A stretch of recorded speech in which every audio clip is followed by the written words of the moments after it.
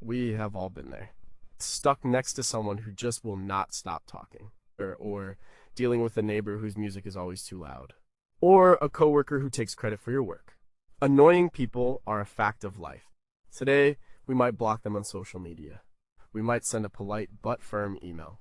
Maybe we just complain to our friends and try to avoid them. Our options feel limited, and mostly they are private. But what if they were not? What if dealing with an annoying person was a public spectacle? What if it involved the whole community, the law, and even the church?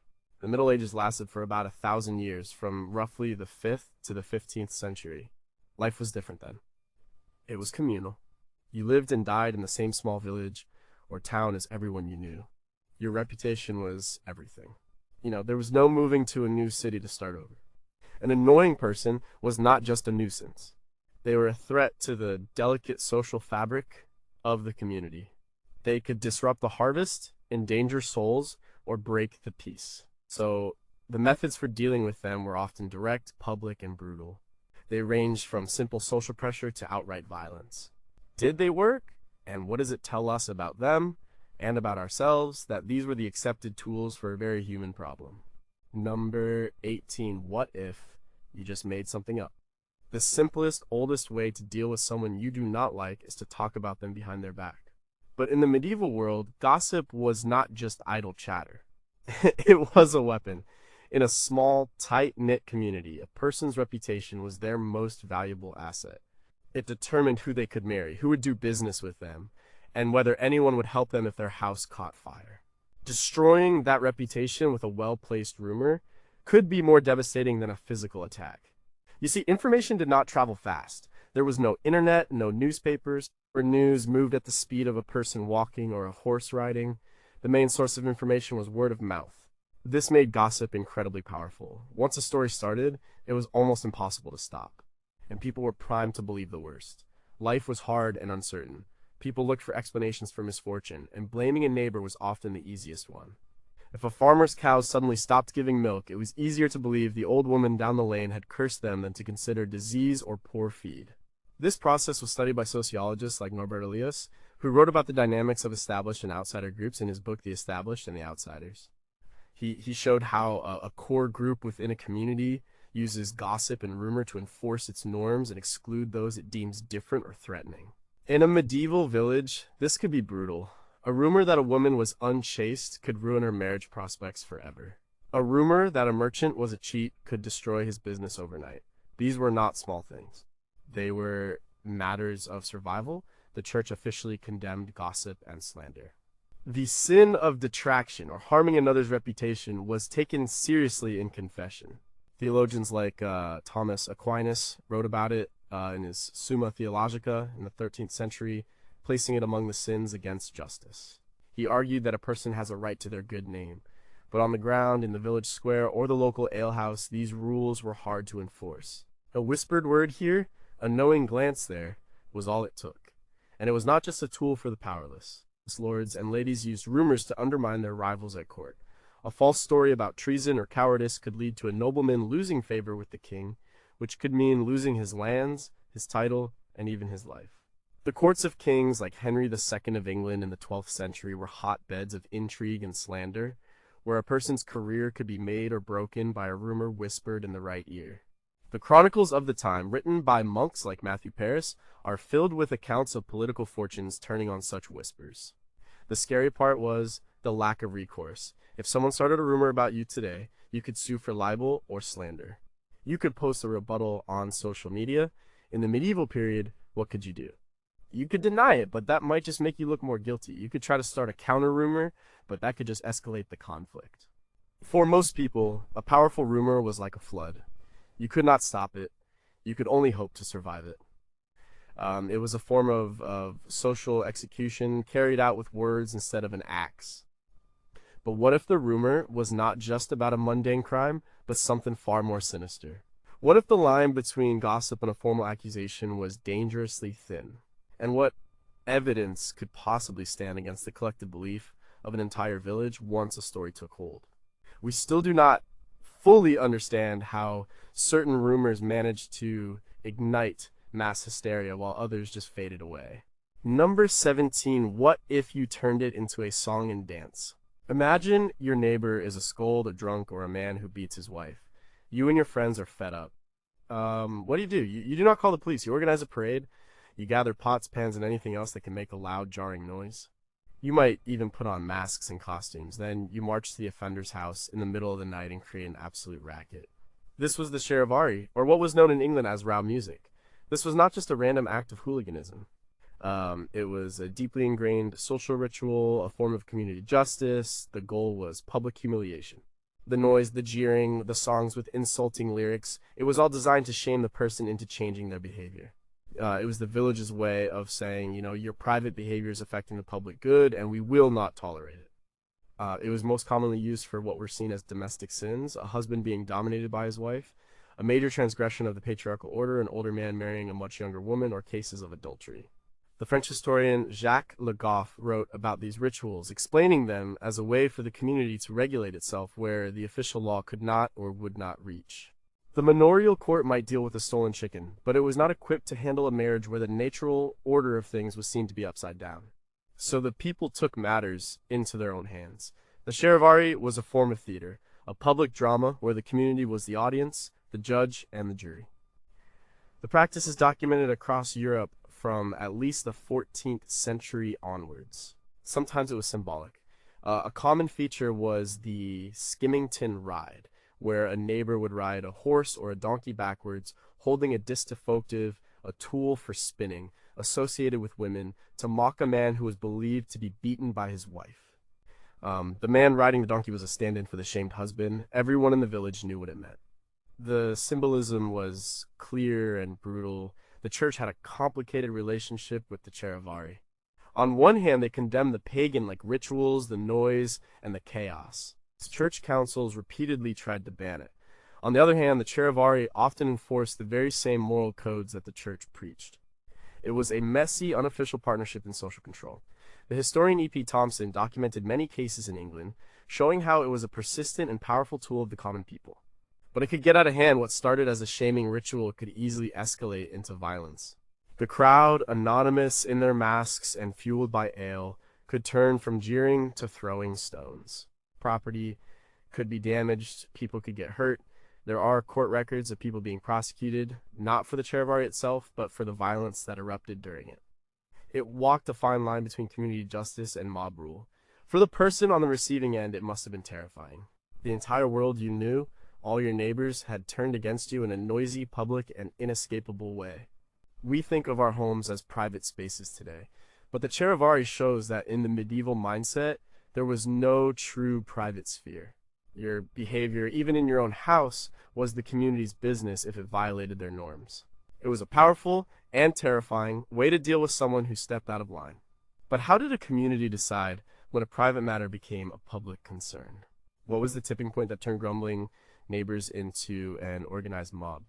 And did the fear of a charivari actually prevent bad behavior, or did it just make people better at hiding it?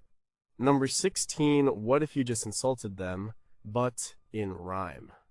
We think of insults as something crude and simple, but in some parts of the medieval world, insulting someone was an art form. This was especially true in the Norse and Anglo-Saxon cultures, where a practice known as flyting existed. Flyting was a verbal duel. Two people would stand before an audience and exchange elaborate, poetic, and often obscene insults. It was a battle of wits, a performance, and a way to establish dominance without necessarily drawing swords. This was not just a drunken argument in a tavern, it was a structured contest. The insults had to be creative. They had to have rhythm and alliteration. They often involved accusing your opponent of cowardice, sexual deviance, especially effeminacy, or being the passive partner in a homosexual act known as ergi, or having a dishonorable lineage. The goal was to completely humiliate your opponent in front of their peers, to make them lose face so badly that they could not recover. The audience, often the warriors in a mead hall, would be the judges. A famous example appears in the epic poem Beowulf. Before Beowulf fights the monster Grendel, a courtier named Unferth challenges him. Unferth accuses Beowulf of being a foolish braggart who lost a swimming contest. Beowulf's response is a masterclass in flyting. he does not just deny the charge. He turns it around, reframes the story to make himself look heroic, and then accuses Unferth of being a drunk and worse, of killing his own kin. Beowulf wins the verbal battle decisively, and in doing so, he solidifies his heroic status before he has even lifted his sword.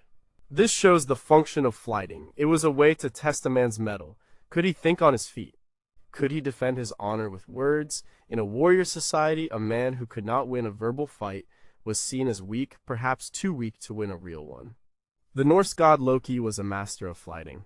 In the poem Lokasenna from the Poetic Edda, Loki crashes a feast of the gods and proceeds to systematically insult every single one of them, revealing their secrets and shames. It is a divine-level roast battle.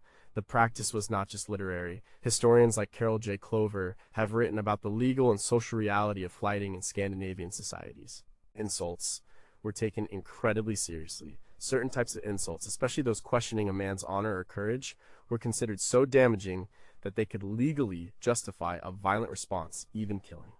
The law codes of the time, like the Icelandic Gragas, have specific sections on what constituted a slanderous insult and what the penalty was. So while flyting was a way to avoid violence, it also danced right on the edge of it. A poorly handled flyting could easily end in a bloodbath. It was a strange mix of high art and low blows. The language was often beautiful and complex, following strict poetic rules. But the content was about as base as you can get. It was a way of channeling aggression into a controlled artistic form. It let men compete for status and honor in a public forum where the weapons were words. Losing a flyting was a social death. It could make you a laughingstock, a man no one would follow into battle.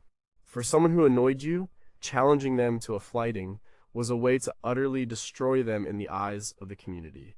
But why did this specific ritual of poetic insult develop so strongly in these northern cultures and not others? Was it a substitute for a more formal legal system, or did it exist alongside it? And what happened when a master poet, a skald, was also a terrible warrior? Could his words truly protect him from the sword of a man he had just verbally eviscerated? The line between symbolic and real violence seems incredibly thin here. Number 15, what if you just put them in a cage? Sometimes an insult or a noisy parade was not enough. For minor but persistent annoyances, the baker who sells underweight bread, the brewer who waters down the ale, the woman who constantly gossips and starts fights, the community needed a more official, more visible punishment. The answer was public humiliation made physical. The answer was the stocks and the pillory. These devices were fixtures in nearly every medieval town square. The stocks were a simple wooden frame with holes for the ankles, forcing the person to sit on the ground. The pillory was more severe. It was a wooden frame on a post with holes for the head and hands, forcing the person to stand exposed and helpless. The purpose was not primarily to cause physical pain, though it was certainly uncomfortable. The real punishment was the shame.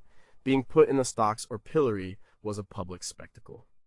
It was a form of community theater where the offender was the unwilling star. The sentence was usually for a few hours or perhaps a whole day. During that time, they were at the mercy of the public. People would gather to jeer, to insult them, and to throw things. This was not just allowed, it was part of the punishment.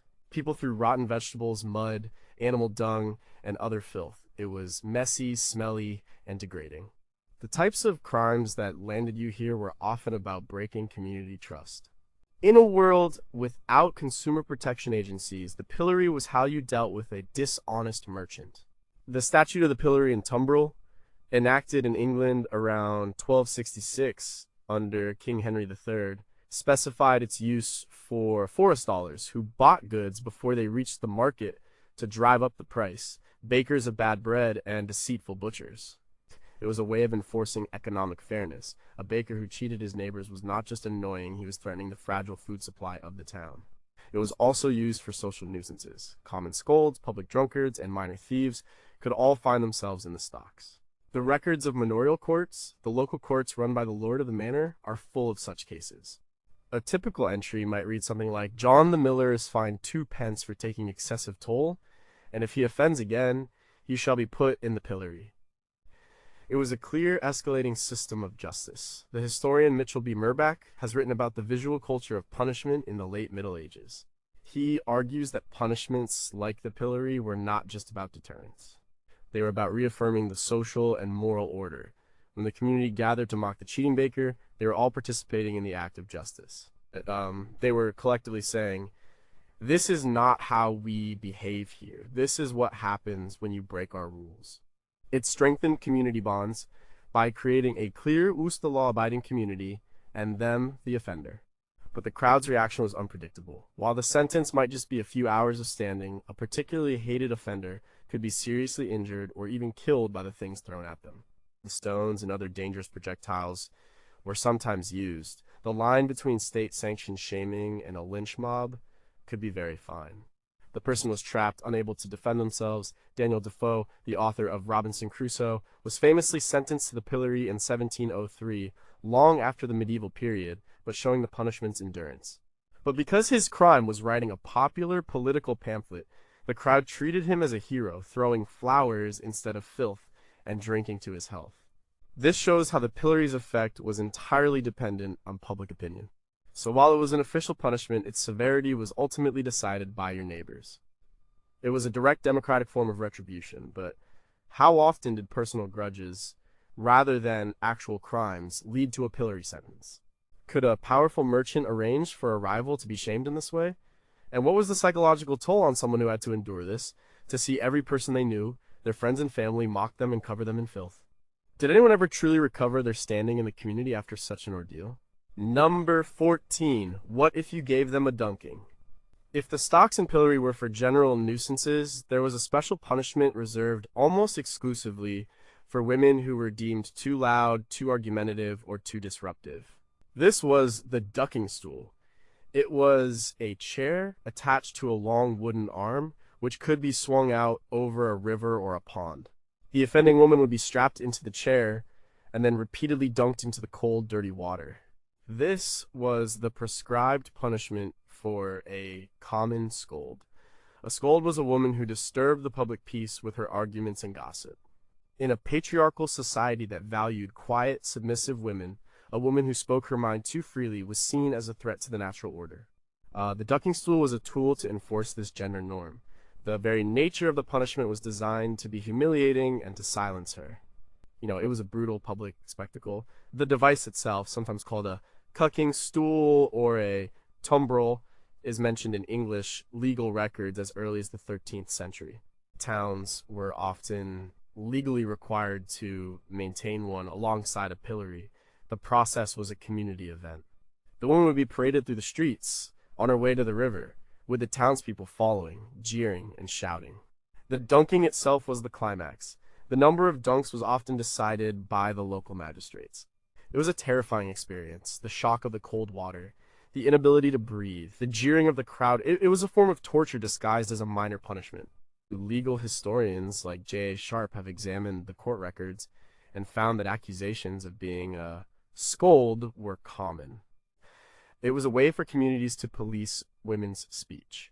If two women had a public argument, it was often they, not the men who might have been brawling nearby, who were punished for disturbing the peace. It reflects a deep-seated anxiety about female speech. A man who argued was being assertive. A woman who argued was being a shrew. The punishment was also symbolic. Water was seen as a purifying element. The dunking was supposed to cool the woman's heat and wash her clean of her shrewishness. But there was nothing pure about it. The water in town rivers and ponds was often filled with sewage and animal waste. The risk of disease, infection, or drowning was very real. While it was not intended to be a death sentence, accidents could and did happen. Why was female speech considered so dangerous? The theologian and social critic Jean Gerson, writing in the early 15th century, warned that the chattering of women was a source of social discord and even heresy. The idea was that women, being morally and intellectually weaker than men, were more susceptible to the devil's influence, and their words could spread chaos. The ducking stool was the physical manifestation of this belief. It was a way to literally submerge and silence a voice that the male-dominated society found threatening. This was a way to deal with an annoying woman that was both legally sanctioned and communally enforced. It sent a clear message to all the women in the community: be quiet, or this could happen to you. It was a powerful tool of social control aimed squarely at one half of the population. But what was the legal definition of a common scold? How many people had to complain before a woman was formally accused? Was it always about public arguments, or could a woman be accused simply for being unpopular or for challenging a man's authority? And did any men ever get punished for being common scolds, or was this weapon of social control exclusively for women? Number 13, what if you just sued them? Not every dispute in the Middle Ages was settled with a fistfight or public shaming. There was a surprising amount of law. For the average person, justice was not found in the grand royal courts, but in the local manorial court. This was the court for the village or manor, presided over by the lord or his steward, and people used it for everything. If your neighbor's pigs got into your garden and ate your vegetables, you could sue them.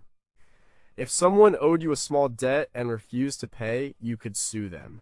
If someone insulted you and damaged your reputation, you could sue them for slander. The court rolls from this period, which are the written records of these legal proceedings, show a society that was remarkably litigious. People went to court over things that seem incredibly petty to us today.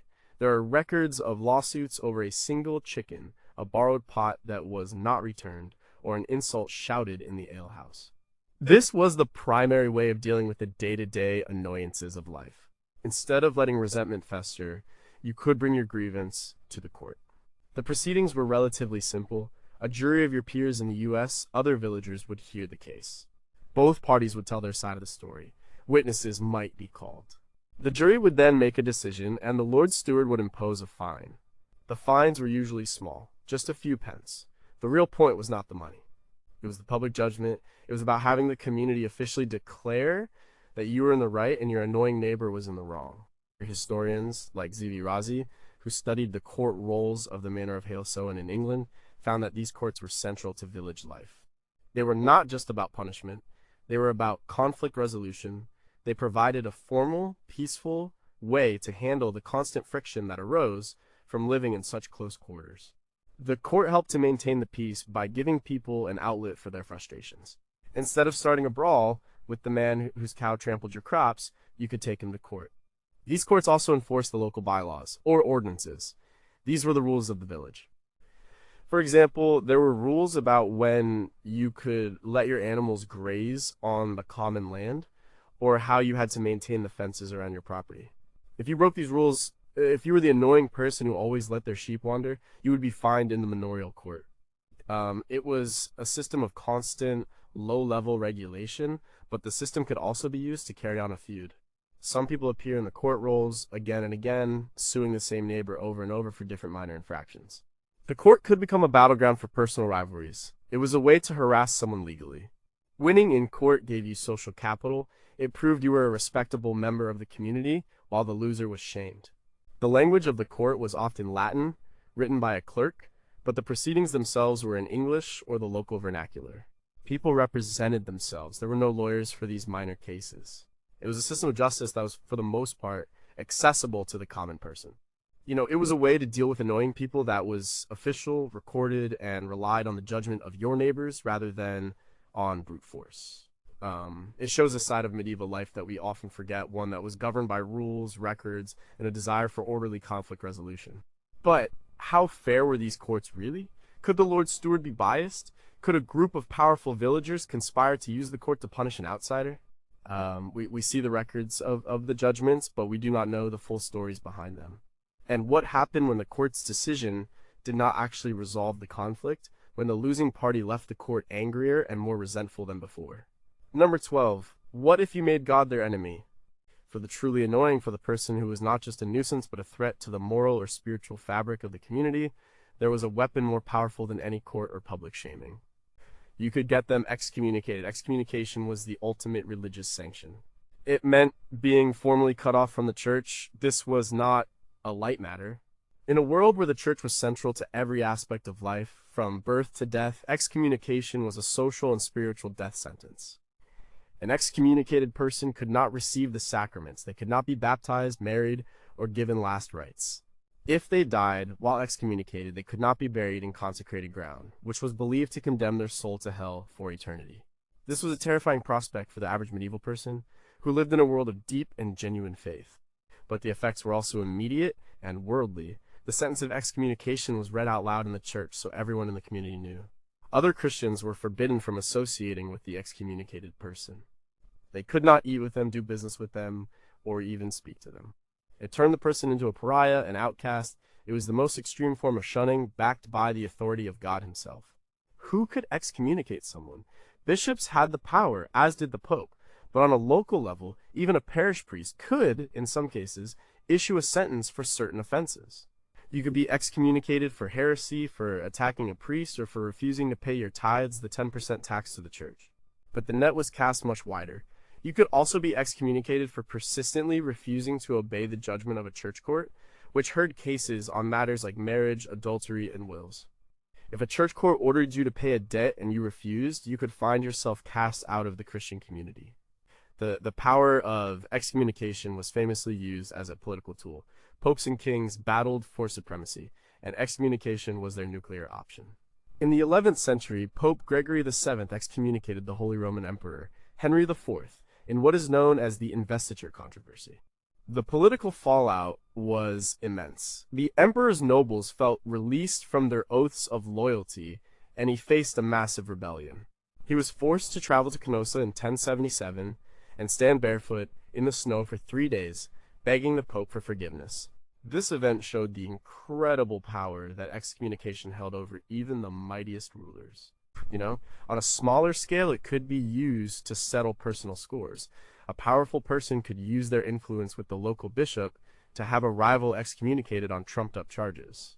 It was a devastating way to remove an enemy from the field. The historian R.H. Helmholtz has studied the records of English church courts and found that the threat of excommunication was a common tool for enforcing their decisions. For most people, the threat alone was enough to make them comply. Being excommunicated meant you were spiritually leprous. People would cross the street to avoid you. Your business would fail. Your family might even shun you. It was a total social collapse. The only way back was to repent, perform the assigned penance, and be formally welcomed back into the church. But the stain of having been excommunicated might never fully wash away. It was a powerful, terrifying, and deeply effective way to deal with someone who defied the authorities of the time.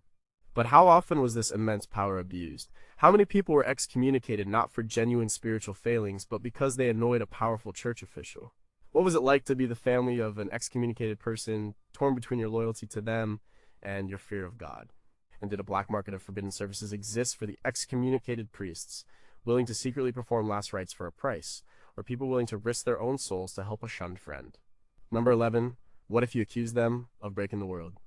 There are annoying people, and then there are people you believe are actively working with the devil to destroy you. When crops failed, when cattle died, when a child fell sick with a mysterious illness, medieval people often looked for a supernatural explanation.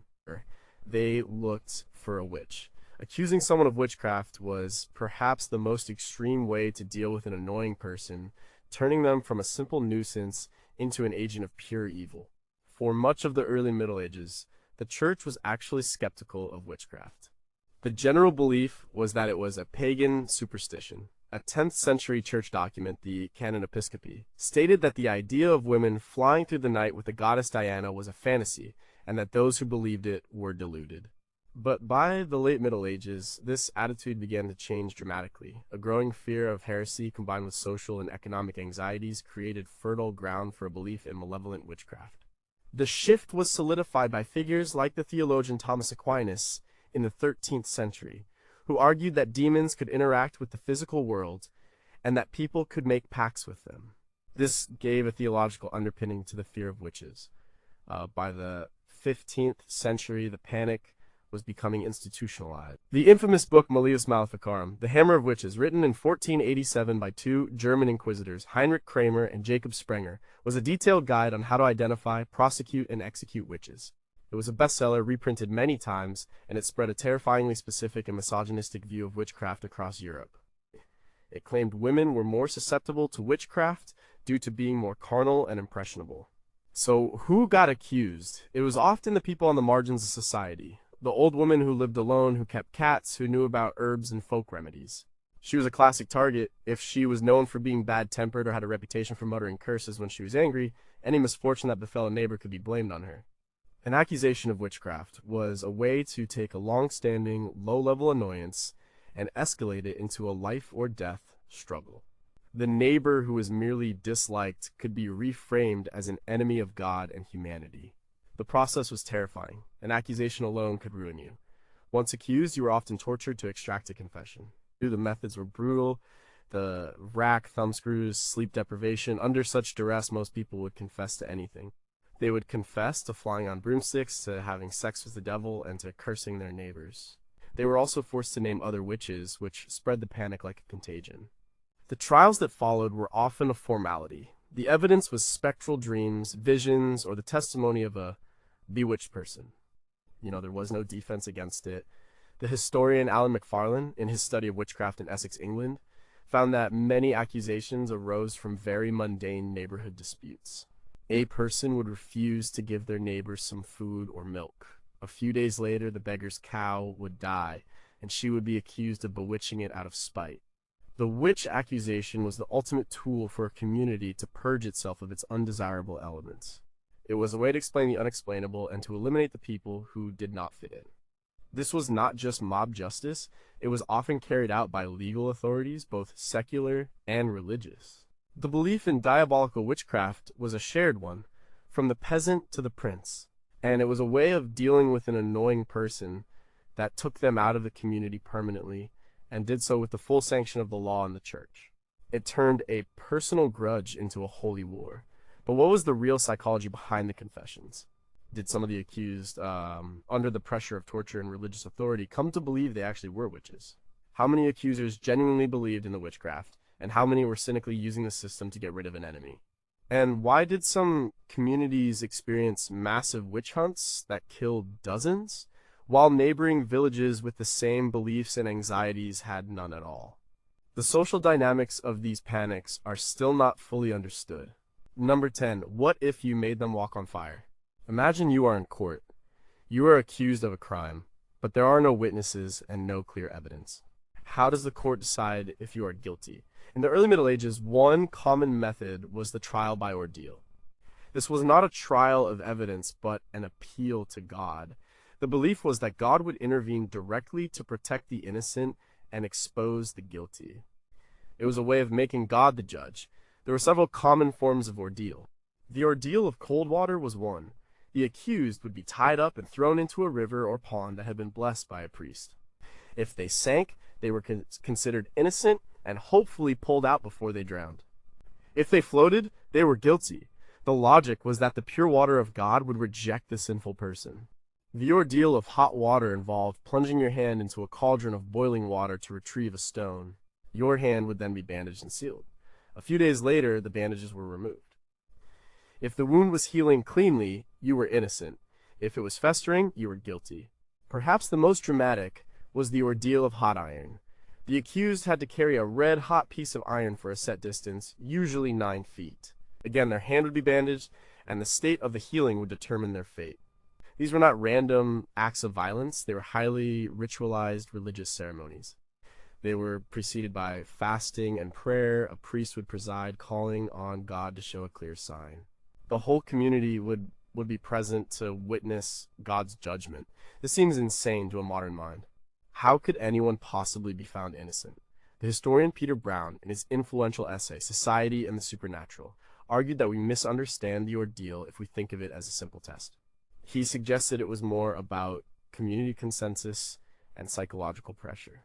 The priest and the community who prepared the ordeal often already had a strong idea of whether the person was guilty. It is possible they could manipulate the results. Maybe the water was not quite boiling or the iron not quite as hot as it could be for someone they believed was innocent. The ambiguity of healing cleanly also left a lot of room for interpretation. The ordeal was often a last resort, used when the normal legal process of oaths and witnesses failed. It was a way to resolve an otherwise unsolvable dispute, and the psychological pressure was immense. A guilty person, believing that God would surely expose them, might be more likely to confess before even undergoing the ordeal. For the community, it provided a definitive answer, backed by divine authority. It settled the matter and restored social harmony. But the church's support for the ordeal began to wane. Theologians started to argue that it was wrong to demand a miracle from God, to put God to the test. At the Fourth Lateran Council in 1215, Pope Innocent III formally forbade priests from participating in trials by ordeal. This was a major turning point in the history of law. Without the Church's blessing, the ordeal lost its legitimacy. Secular courts had to find a new way to determine guilt. This led directly to the development of the jury system, where a group of your peers, not God, would weigh the evidence and decide your fate. So, for a time, if someone was truly annoying you and you could accuse them of a crime, you could force them into a terrifying, life-altering gamble with God. It was a way to let the supernatural settle a very human conflict. But did anyone in charge secretly know it was a sham, a useful piece of social theater? How many innocent people were maimed or killed by these divine judgments? And what did it feel like to be the person who had to place their hand in boiling water, with your entire community watching, believing that the next few seconds would reveal the state of your very soul? Number 9. What if you challenged them to a fight to the death legally? When a legal dispute could not be solved by witnesses or an ordeal, especially among the nobility, there was another option, the trial by combat. This was exactly what it sounds like. The two parties in the dispute, the accuser and the accused, would fight each other in a formal duel. The winner of the fight was declared the winner of the legal case. Like the ordeal, the belief was that God would grant victory to the person who was in the right. This was not a back alley brawl, it was a deeply serious judicial and religious event. The duel was fought in a designated space, the lists, often in front of the king or a high-ranking lord, who acted as the judge. Heralds would announce the combatants. Priests would be present to bless the fighters and their weapons. Both combatants would swear solemn oaths on holy relics, calling on God to strike them down if they were lying. It was the ultimate way to settle a dispute where one man's word was against another's, particularly in cases of treason or other serious crimes where honor was at stake. The practice was brought to England by the Normans after the conquest in 1066. It was a central part of their legal system. One of the most famous and well-documented trials by combat was the one depicted in the 2021 film The Last Duel, based on the book by Eric Jager. In 1386, the knight Jean de Carouge accused the squire Jacques Legris of raping his wife Marguerite. Marguerite's testimony was the only evidence. Legris denied the charge. With no other way to determine the truth, the Parliament of Paris ordered a trial by combat. The fight was a brutal public spectacle. Carouge eventually won, killing Legris. By the logic of the time, this proved Legris's guilt and Marguerite's truthfulness. If Carouge had lost, he would have been killed, and his wife would have been burned at the stake for perjury. The stakes could not have been higher. What if you were not a skilled fighter? The system had a solution for that. You could hire a champion. A champion was a professional warrior who would fight on your behalf. This was common in cases involving women, clergy, or men who were too old or infirm to fight. However, hiring a champion was expensive, which meant that in practice, this form of justice heavily favored the wealthy. A rich man could hire the best warrior in the land, while a poor man had to fight for himself. Trial by combat was not just for criminal cases, it was also used to settle disputes over land and property. Two nobles arguing over the ownership of a particular estate could have their champions fight it out. The outcome of the fight would legally determine who owned the land. It was a system that explicitly linked legal right with physical might. Like the ordeal, the church grew increasingly uncomfortable with trial by combat. They saw it as a form of bloodshed that the clergy should not be involved in. The Fourth Lateran Council of 1215, which condemned the ordeal, also spoke out against trial by combat. But unlike the ordeal, it persisted for much longer, especially among the aristocracy, because it was so deeply tied to the warrior ethos and concepts of honor. It slowly faded out of use, being replaced by jury trials, but it was not officially abolished in English law until 1819, after a defendant in a murder case shocked the court by demanding his right to trial by combat. This was a way to deal with an annoying rival that could permanently eliminate them with the full backing of the law. If someone was slandering you or trying to take your land, you could challenge them to a fight where the winner took all. It was the ultimate high-stakes litigation. But how much did truth really matter? Was it not just a system that rewarded the strongest or the richest, regardless of who was right? How many people, knowing they were in the right, but facing a stronger opponent chose to drop their case rather than face certain death. And what did it do to a society's idea of justice when the truth was decided by a sharp sword rather than by careful reason? Number 8, what if you just ban them from your town?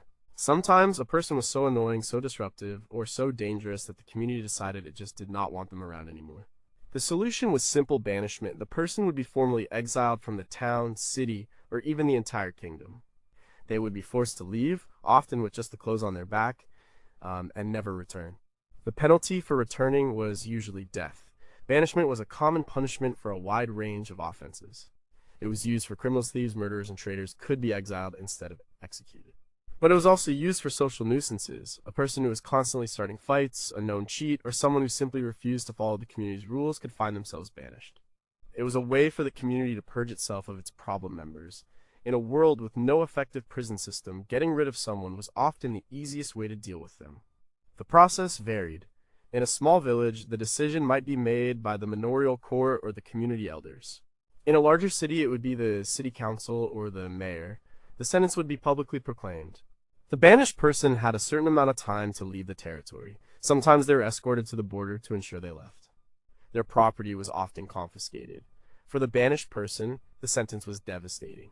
We live in a globalized world where we can move and travel easily. In the Middle Ages, your identity was tied to your community. To be cast out was to be made a nobody. You had no home, no job, no social network. You became a wanderer, a vagrant. This was an incredibly dangerous status. Strangers were viewed with suspicion. A person without a community to vouch for them was vulnerable to violence and exploitation. They had no legal protection. Famous figures were sometimes banished. The poet Dante Alighieri was exiled from his home city of Florence in 1302 due to political conflicts. He spent the rest of his life wandering Italy, and his longing for his lost home is a major theme in his work, The Divine Comedy. His case shows that banishment was a powerful political tool used to eliminate rivals and enforce conformity.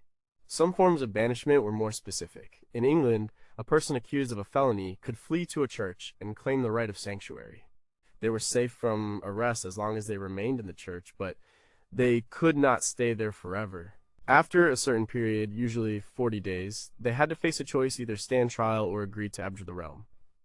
If they chose abjuration, they would confess their crime and swear an oath to leave England and never return.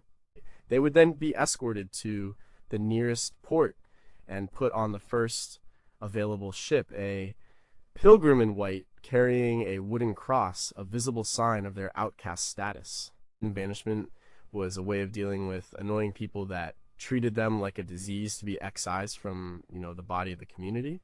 It did not solve the problem of the person's behavior, it just moved the problem somewhere else. The banished person became someone else's problem. For the community that cast them out, however, it was a final and effective solution. The annoyance was gone for good. But where did these people go? What kind of lives could they build for themselves in a world where everyone was a stranger and potentially an enemy? Did communities of outcasts form in the wilderness, like the Robin Hood legends suggest?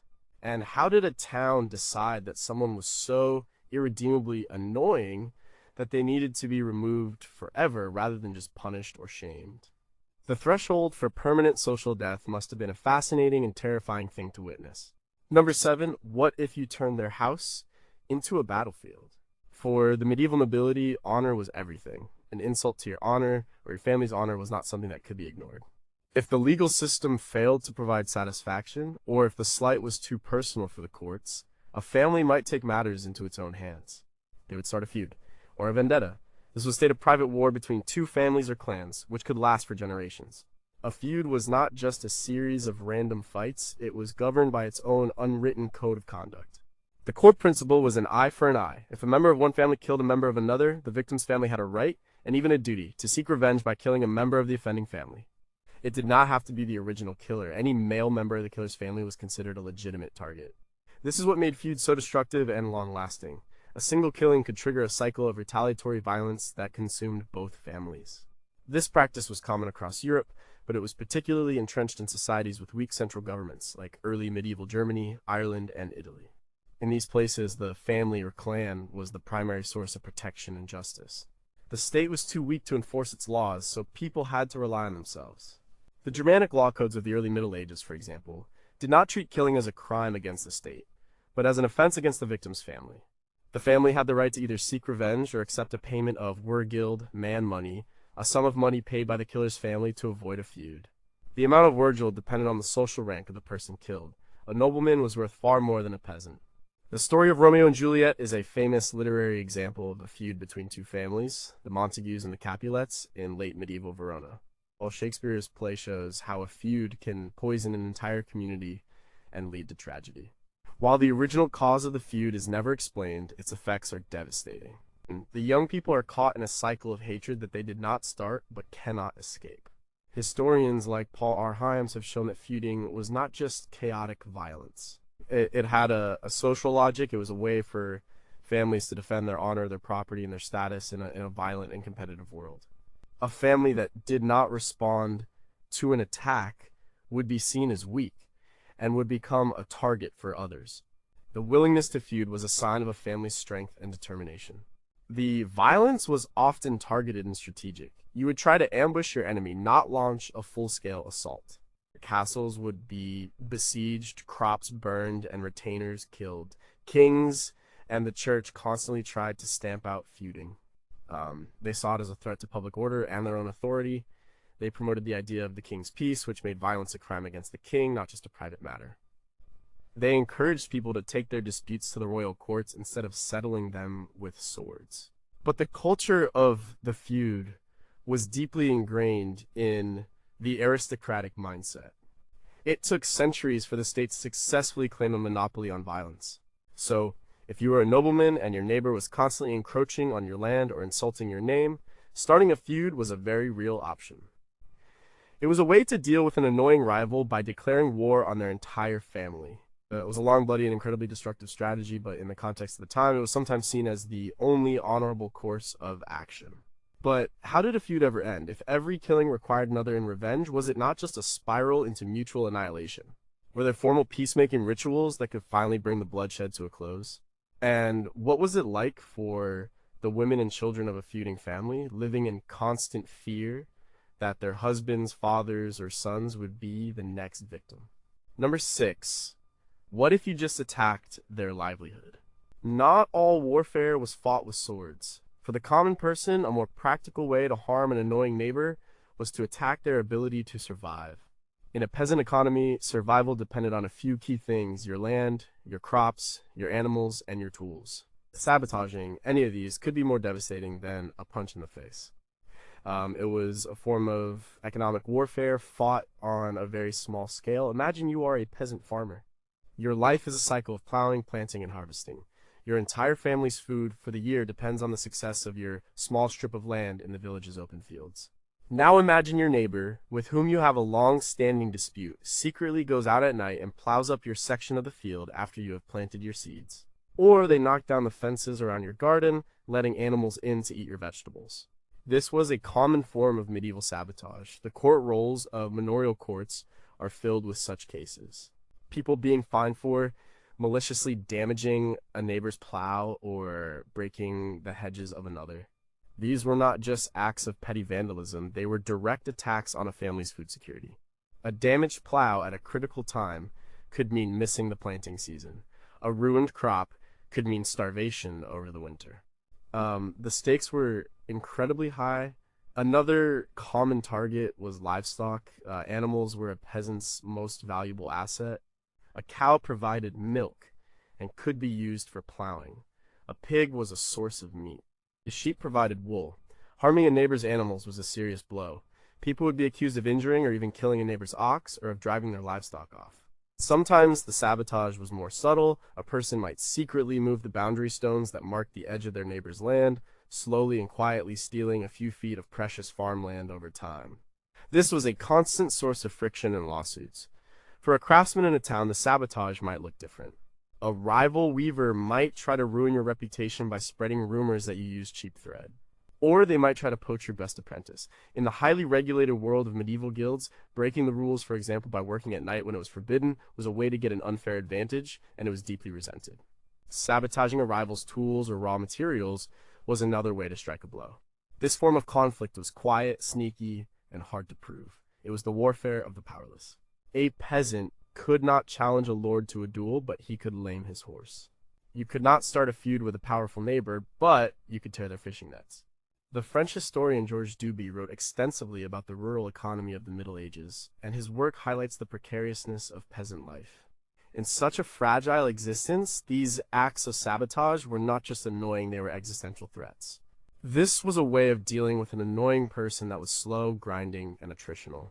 It did not resolve the conflict, it just escalated it in a covert way. It could lead to a cycle of tit-for-tat sabotage, with both families trying to ruin each other over many years. It was a bitter and personal form of struggle, fought with plows and fences instead of swords and shields. But how did you prove who had done it? In a village where everyone had a grudge against someone, how could you be sure who was responsible for your misfortune? Did this constant low-level conflict actually act as a strange kind of social glue, forcing people to rely on their allies and keep a close watch on their enemies? And was it possible for a community to recover from such deep-seated internal bitterness? Number 5, what if you just had a fight? Sometimes things just came to a head. All the legal options, the social pressures, and the covert sabotage were not enough. Sometimes the way to deal with an annoying person was to just have a good old-fashioned brawl. Violence was a much more public and accepted part of medieval life than it is today. A fist fight in the street or a brawl in the alehouse was not necessarily a major crime. It was often seen as a way for men to settle their differences and release tension. The records of medieval courts, both manorial and royal, are packed with cases of assault. John Fletcher drew blood from William Taylor with a staff, fine 3 pence. Richard Miller and Thomas Baker had a fight in the alehouse, both fined 2 pence. The fines were usually small, especially if no serious weapon was used and the injuries were minor. The law made clear distinctions. A punch was one thing. Drawing blood was more serious. Using a weapon like a knife or a sword was a major escalation and carried a much heavier penalty. The alehouse was a common setting for these fights. Alcohol, combined with pre-existing rivalries and a culture of masculine honor that demanded a swift response to any insult, was a combustible mix. A stray word, a bumped elbow, an argument over a game, any of these could be the spark. The fighting was often messy and chaotic. People would use their fists, feet, and whatever was at hand, a stool, a drinking mug, a piece of firewood. But this was not just random drunken violence. It often had a social function.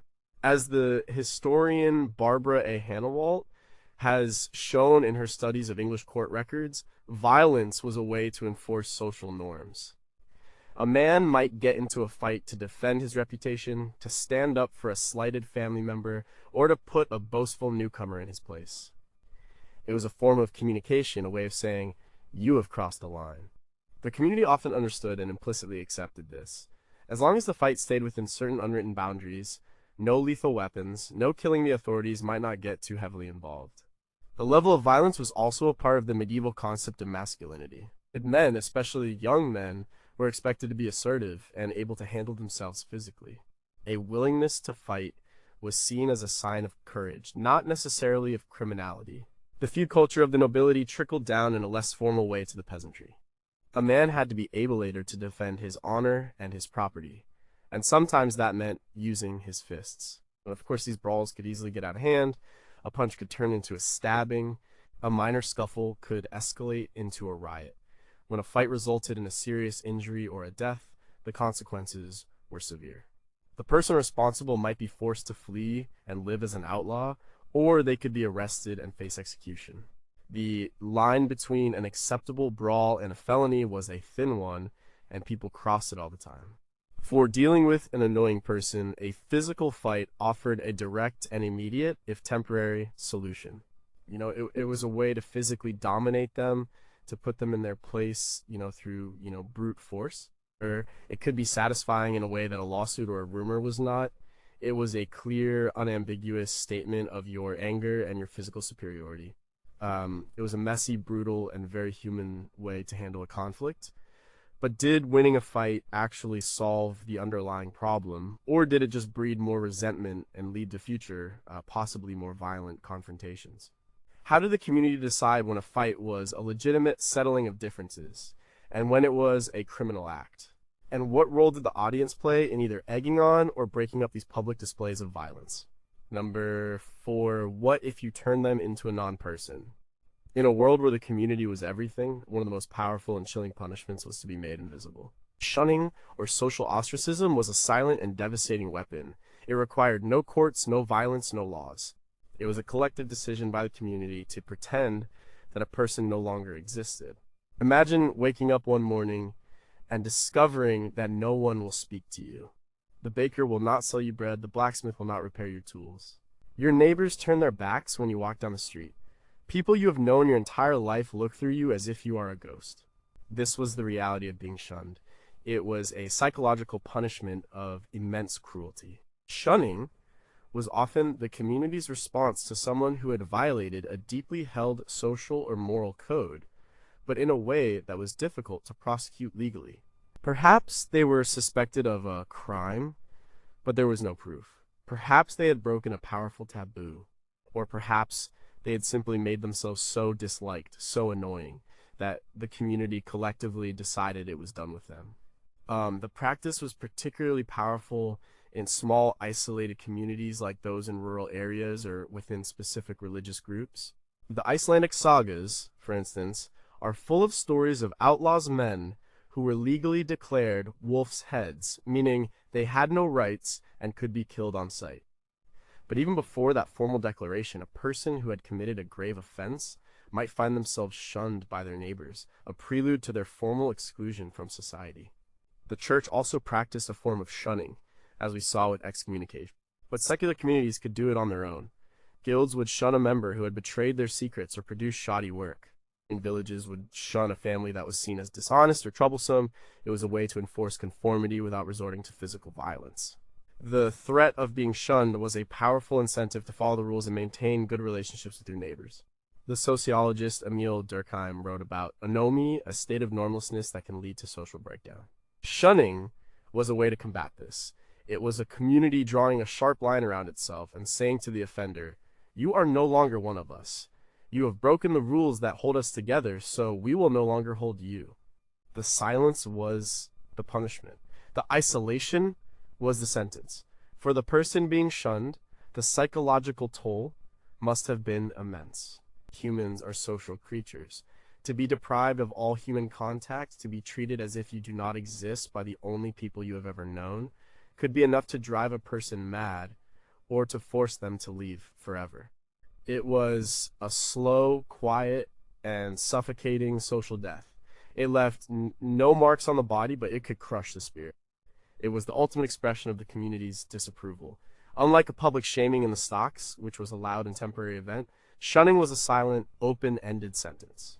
It would continue until the person either made amends, if that was even possible, or left. It was a way of dealing with an annoying person by simply erasing them from the social map.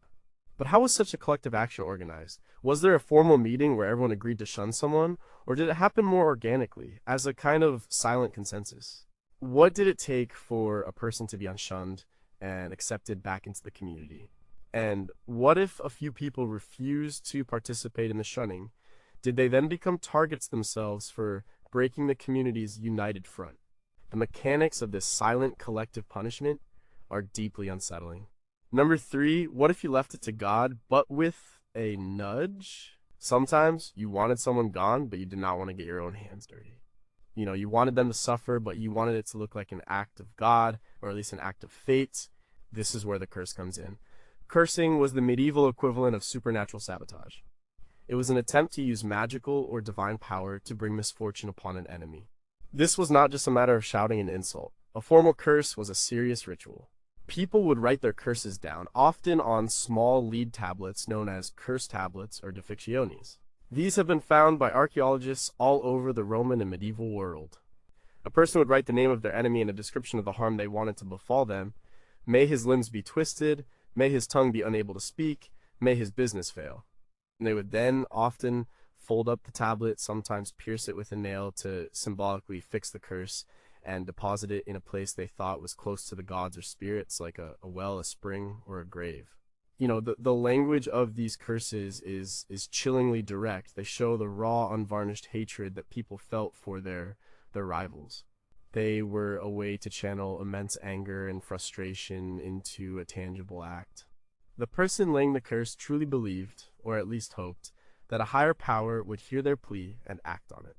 It was a form of prayer, but a dark and malevolent one. The church officially condemned magic and cursing as a sin. But the line between a prayer and a curse was often blurry. People would pray to saints to punish their enemies. The imprecatory psalms in the Bible, which call on God to smite the wicked, were well known. So, from the perspective of the average person, asking a saint to make your annoying neighbor's cow go dry might not have seemed so different from asking for a good harvest. It was all about petitioning a higher power to intervene in your life. Folk magic also played a huge role. People would create effigies, small dolls representing their enemy, and then stick pins in them or burn them, believing that whatever they did to the effigy would happen to the person. This kind of sympathetic magic is found in cultures all over the world. It gave people a sense of control in a world where they often had very little. If your powerful landlord was exploiting you, you could not fight him physically. But you could curse him, you could make an effigy and burn it. It was an act of secret, supernatural rebellion. Historians like Valerie Flint have argued that the church's long campaign against paganism and magic was a difficult one because these beliefs were so deeply ingrained in the popular consciousness. The church tried to offer its own alternatives and blessings instead of spells, holy water instead of magical potions. But the old ways died hard. The fear of being cursed was very real. If someone was known to have cursed you, and then you coincidentally fell ill, or your horse went lame, you would almost certainly believe the curse was working. The psychological effect could be devastating. The belief itself could cause real harm, a phenomenon modern medicine might call the nocebo effect, where a belief in a negative outcome can actually cause it. So a curse was not just a supernatural act, it was also a form of psychological warfare. It was a way to make your enemy live in constant fear, waiting for the inevitable misfortune to strike. But what did people do if they believed they had been cursed? Were there counterspells or rituals to break a curse? Could a priest's blessing cancel out a witch's curse? And how many of the people laying these curses truly believed in their power versus how many were just venting their frustration in a socially understood way? The boundary between genuine supernatural belief and desperate psychological release is impossible to draw. Number 2, what if you hired someone to do it? If you had money and power, but you wanted to deal with an annoying rival permanently and without risking your own life in a duel or a feud, there was a more discreet option. You could hire an assassin. In the volatile political landscape of medieval Europe, particularly in the city-states of Renaissance Italy, assassination was a common political tool. This was not the work of lone, crazed killers. It was often a calculated business transaction. A prince, a pope, or a wealthy merchant family would contract with a condottiero, a mercenary captain, or a bravo, a hired thug, to eliminate an enemy.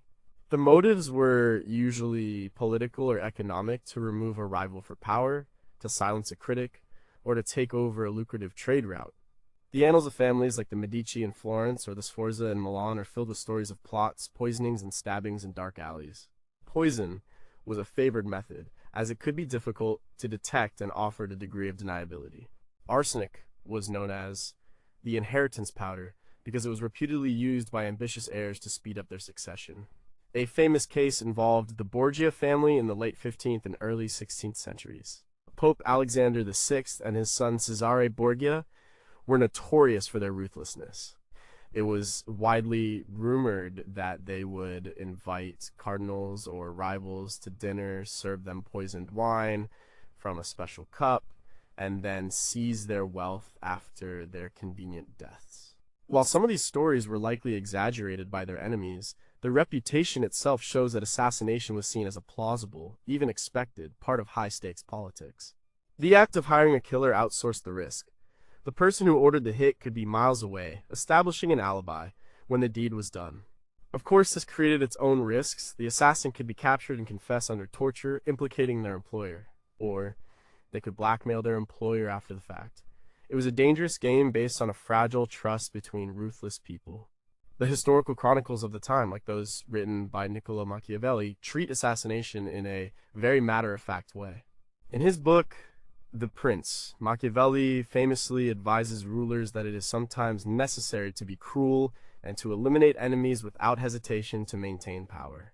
He analyzes the successes and failures of various political assassinations as if they were any other military or political tactic. For him, it was not a question of morality but of effectiveness. Even kings were not safe. King Edward II of England was deposed in 1327 and allegedly murdered in a particularly gruesome manner at Berkeley Castle. King Richard II was also likely murdered after being overthrown. In a system where power was so personal and concentrated in one individual, removing that individual was the quickest way to effect political change. This was the ultimate way of dealing with an annoying person if you were at the top of the social ladder. It was cold, calculated, and final. It treated a human life as a problem to be solved, an obstacle to be removed. It was the complete opposite of the communal public punishments of the village. It was a secret, private act of violence that could change the course of history. But how did one go about finding a reliable assassin? Was there an underground network, a guild of killers for hire? What was the going rate for a life? And how many unsolved, sudden illnesses of prominent people in the Middle Ages were actually carefully planned and executed murders? The true extent of this dark trade remains hidden in the shadows of history. Number 1. What if you just decided they should die? Sometimes there was no subtlety, no curse, no poison, no hired killer. Sometimes a person or a group of people just decided that another person needed to be killed, and they did it themselves. This was murder, plain and simple. But in the medieval world, the line between murder and justifiable homicide was often blurry, drawn by social status, honor, and circumstance. The most common reason for murder, according to court records, was the same as it is today: arguments that escalated. A drunken brawl in a tavern, a dispute over land or money, a personal insult that went too far. A moment of rage, a knife is drawn, and someone is left dead on the floor. For the peasantry, these were often crimes of passion, unplanned and chaotic. If caught, the penalty was usually death by hanging, but many killers simply fled, becoming outlaws, living on the margins of society, and surviving through theft or by joining mercenary bands.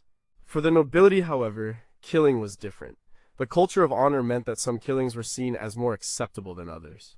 Killing a rival in a fair fight or a duel was honorable. Killing a man who had insulted your wife could be seen as a justifiable defense of your family's honor. The murder of Jacques Legris by Jean de Carouge in the last judicial duel in Paris was not seen as a crime, it was seen as God's justice. The context was everything. Political murder was also a fact of life. The story of Thomas Becket, the Archbishop of Canterbury, is a prime example. Becket had a long and bitter dispute with King Henry II over the rights of the church versus the power of the crown. In a moment of frustration in 1170, the king famously cried out, "Will no one rid me of this turbulent priest?" 4 of his knights took this as a royal command. They traveled to Canterbury, confronted Becket in his own cathedral, and murdered him near the altar. The public outcry was immense. Becket was hailed as a martyr and made a saint. The king was forced to perform a public penance, walking barefoot to Canterbury and allowing himself to be whipped by monks. The murder was a political disaster for Henry, showing that even a king could not kill a prominent man without consequences, especially if that man was a high-ranking church official. Mass violence was also a tool for dealing with annoying groups of people. The persecution of Jews was a recurring feature of the Middle Ages. They were often used as scapegoats for society's problems. If a plague struck or a famine occurred, it was easy to blame the local Jewish community. This would lead to pogroms, organized massacres. For example, during the Black Death in the 1340s, Jews were widely accused of causing the plague by poisoning wells. Thousands were murdered in towns across Europe in a wave of horrific violence, as seen in the Strasbourg massacre of 1349. This was a way of dealing with a disliked minority by simply trying to exterminate them. The ultimate act of killing an annoying person was to do it yourself, directly and with intent. It was the final, irreversible solution. It cut through all the social and legal processes and went straight to the end. It was the ultimate assertion of power over another person, the power to decide that they should no longer exist. It reveals the raw brutality that lay just beneath the surface of medieval society, a world where life was fragile and violence was an ever-present possibility. But what was the real difference in the minds of medieval people between a murder and a killing? Was it purely the social status of the people involved? How many killings were successfully passed off as accidents or self-defense? And when we look at the high levels of violence in the period, can we really call it a barbaric age? Or was it simply a society with different, and perhaps more direct, ways of resolving the fundamental human problem of what to do with the people who stand in our way? The answers are written in the blood and bone of a world that is long gone, but perhaps not as different from our own as we would like to think.